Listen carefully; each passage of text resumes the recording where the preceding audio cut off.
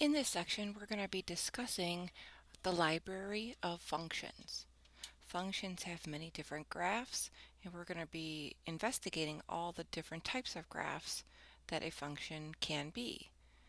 There will be many very common functions and their graphs that you should memorize because it will make your time go a lot quicker on your homework and on the exams if you can memorize what some of these key functions will look like.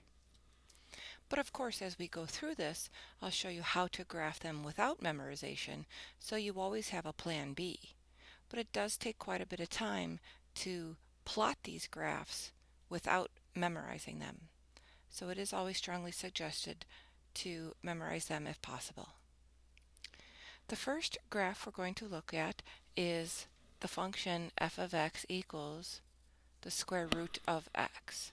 This is the square root function.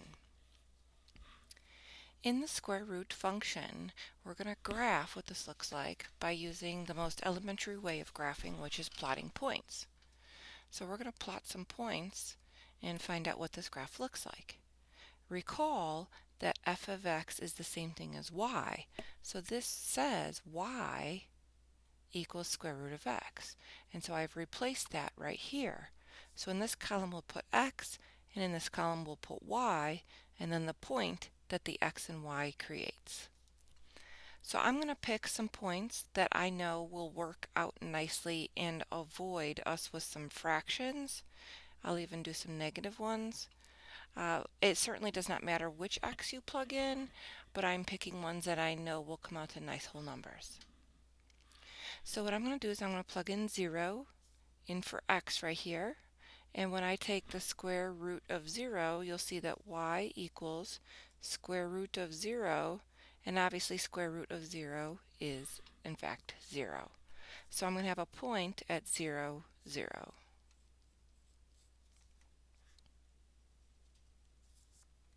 My next point is going to be x is 1. So square root of 1 equals 1. So I'll have a point at 1, 1. Square root of 4 is 2, so I'll have a point at 4, 2.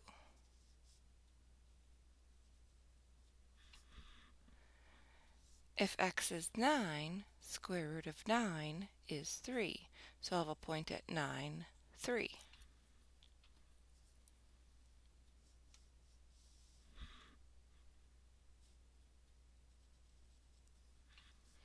I could also plot some negative x's.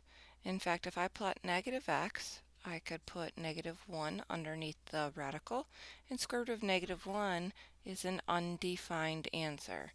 There is no such point because I cannot put a negative underneath the square root. So if anything that's negative will yield an undefined non-real answer, so therefore there are no points on this side of the graph. So if I connect all of these together, you can see this will go forever and ever to the right towards positive infinity for x. There is no graph on the left side of the y-axis because that's where x is negative. There is no way to plug in a negative x anywhere into the graph. So there is nothing on this side of the graph.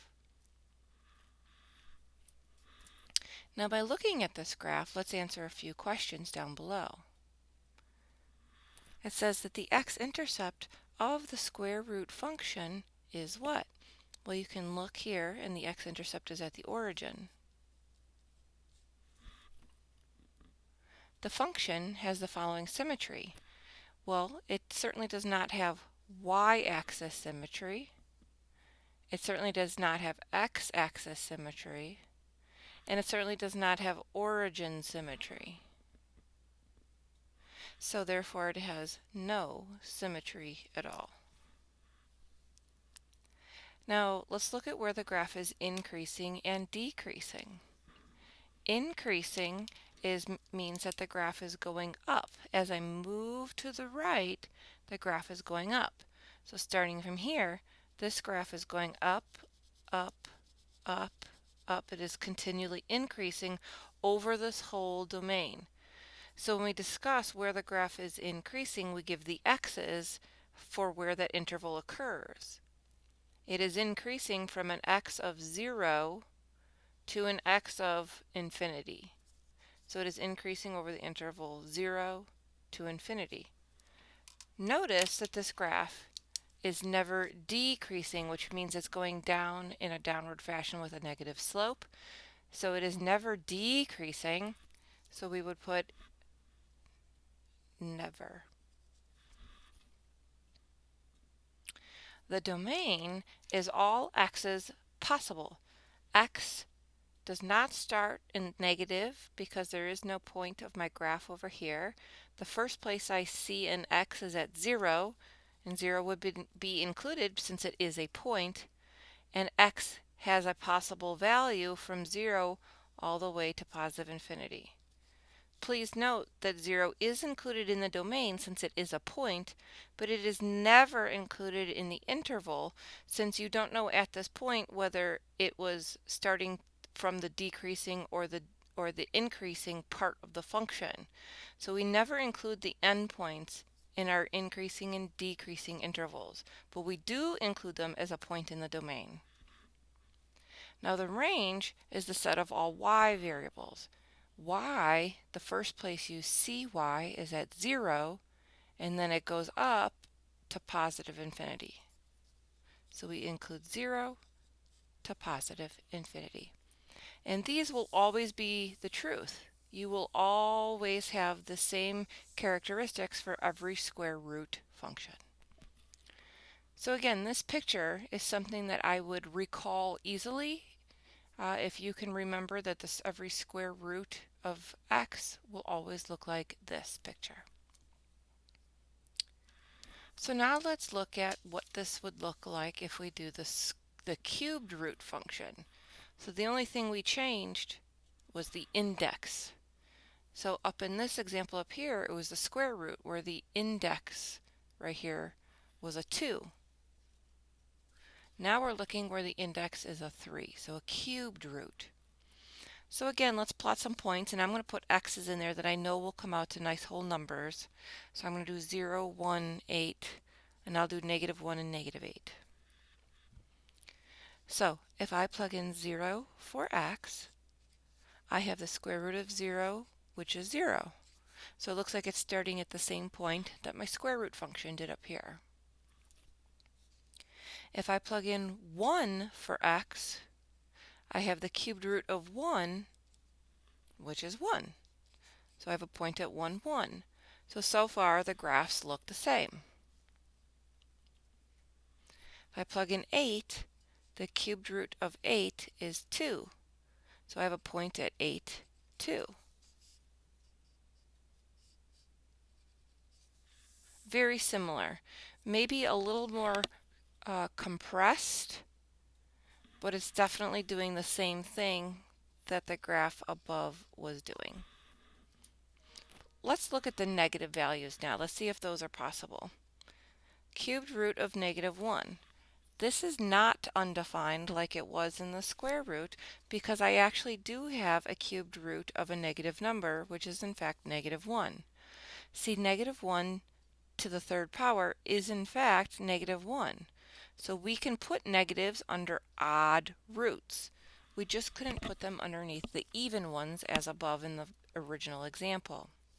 So I actually do have the negative side in my domain where this is something new that we didn't see up in the other example. So that means cubed root of -8 is -2. So I'll have a point at -8, -2.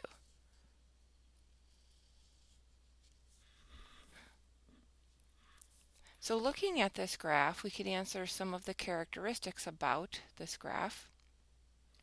The x-intercept is still at the origin, so that is the same as the square root function. The function has the following symmetry.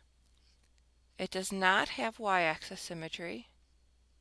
It does not have x-axis symmetry, but it does have origin symmetry.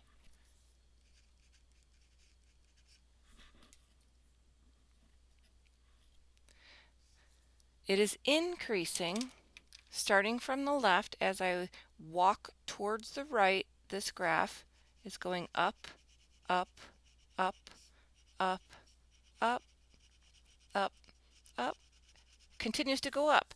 The whole time it is increasing. So from negative infinity to infinity, and it is never decreasing.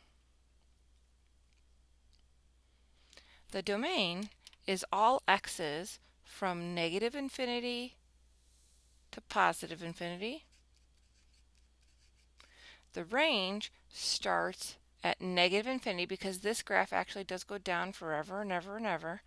So because this graph goes down forever, it starts at negative infinity and it goes up to positive infinity. So these are the characteristics of the cubed root function. So those were the first two functions that you should consider memorizing for your library. We will be going over a total of 8. The third function that we're going to go through is the absolute value function. The absolute value function takes the absolute value of the x and determines what your output will be as f of x, or in other words, y. So we've rewritten this as y equals absolute value of x. So I can plug in some values here for the absolute value, such as 0, 2, 5. I'll also put in some negative values. And again, I'm just picking those randomly just to try to find different points to see what will happen. So let's see. If I plug in 0 in for x, I get 0. So the origin, yet again, is another point. If I plug in 2, the absolute value of 2 is 2. The absolute value of 5 is 5.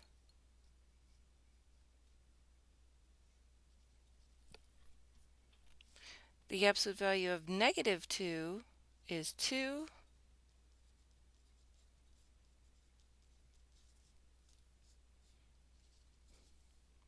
The absolute value of negative 5 is 5.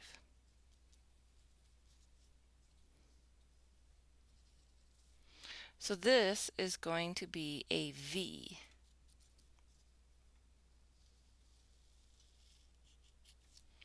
So the absolute value function will always look like the letter V. Some of the characteristics about the absolute value function below.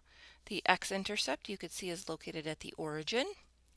The function has the following symmetry. You can see that the symmetry is over the y-axis. It is increasing, so if I move, let's start with the decreasing. So if I'm moving from left to right, this graph is decreasing. It is going down, down, down. Then at 0, it starts to increase.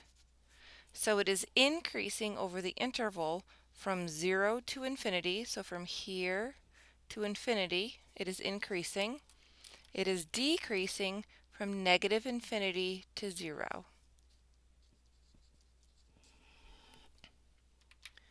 The domain starts at negative infinity and goes all the way to positive infinity. The range, the first place the y value starts is 0 and goes to positive infinity. Although I should include 0 because it actually is a point in my range. The fourth graph in your library of functions is the identity function. The identity function simply just says y is x. So whatever x is, so is y. So let's plug in some random values. I'll plug in 0 because that's always a nice one to plug in. Let's try 3, 8. Let's plug in a negative 4 and a negative 2. Random values. So if y equals x, that means all of these values simply will match. So 0, 0, 3, 3, 8, 8, negative 4, and negative 2, negative 2.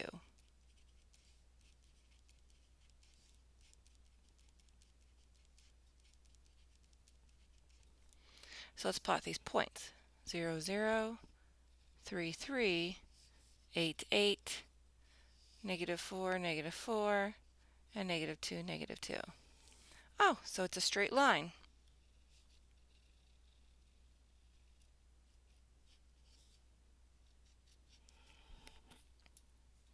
The intercept of the graph is at the origin. The function has the following symmetry: not y-axis, not x-axis, but it does have origin symmetry.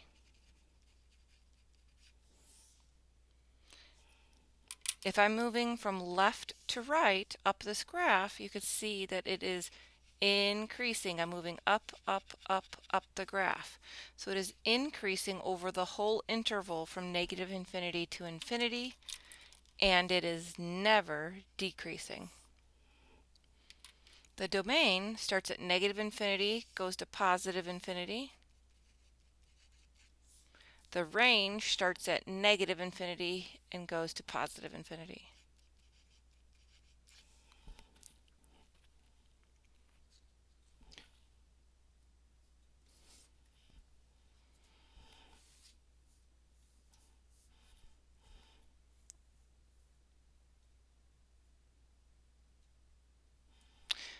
The fifth function is the squared function, not the square root, it is the square, so the exponent is squared. So again, I'll put in some random values, 0, 1, 2, let's do negative 1, negative 2. Let's put in a 3 and a negative 3 also, just to make sure we have enough points. Alright, so if x is 0, let's see, y equals 0 squared, which is indeed 0. So that means we have a point at 0, 0. The next point I have is 1. So if I plug in 1 for x, 1 squared is in fact 1. So I have a point at 1, 1. If I plug in a 2 for x, 2 squared is 4. Negative 1 squared is 1. So negative 1, 1 is another point. Negative 2 squared is 4.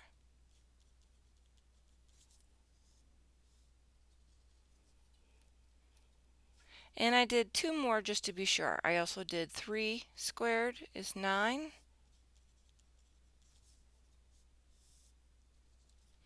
And I also did negative 3 squared is also 9.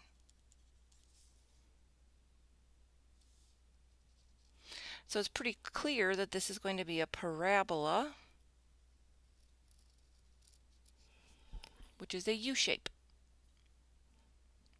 Some of the characteristics about the square function is that the x-intercept is again at the origin. Every function we've done so far goes through the origin.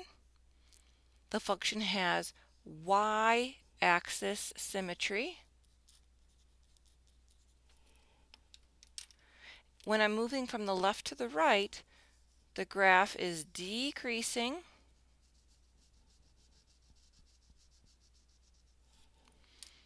Then at this point, it turns around and starts to increase. So it is increasing between 0 to infinity, but it is decreasing from negative infinity to 0.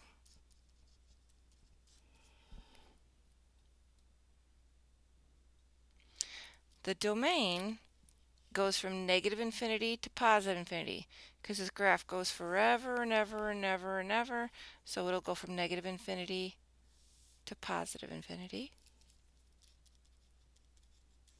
The range goes from the first place I see the y value is 0 included since it's a point, all the way up to positive infinity.